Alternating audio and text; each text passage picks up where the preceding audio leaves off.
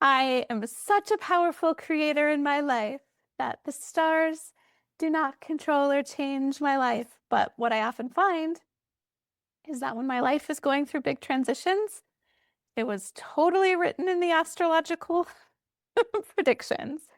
And so I like to say, oops, I did it again. There I went thinking I had control over my life. And in that sense, most often the oops, I did it again moments are a form of self-abandonment. So I was thinking, how is that a form of self-abandonment? When I'm thinking, I'm so powerful, I create my life totally. Yet there it goes. Astrology predicted the tumbling of my foundation. And what I realized is that the self-abandonment there has to do with my humanness, trying to control my spiritual creation.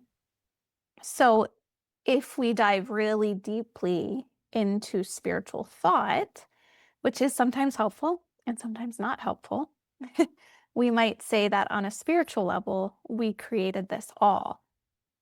Sometimes these beliefs are very helpful and sometimes they're not. Believing I created all of this on a spiritual level. If people experience abuse, the loss of a loved one, sometimes it hurts a lot to think, oh, I created this, they created that.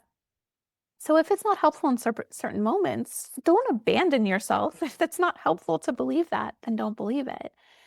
But going back to my example of, okay, when I try to say I can control, I can manifest, I can create my whole life, but then the stars show me otherwise, I'm abandoning myself saying astrology predicted it all. I have no control over my life. I think there's a both and there, right? It works both ways. When I try to pretend that I can control and create everything here on the physical level, I'm abandoning my higher self's intentions. That word we use a lot in the intuitive training. Or if I'm totally just handing it over to the universe, I'm abandoning that I do have some free will and ability to create here. So they work together.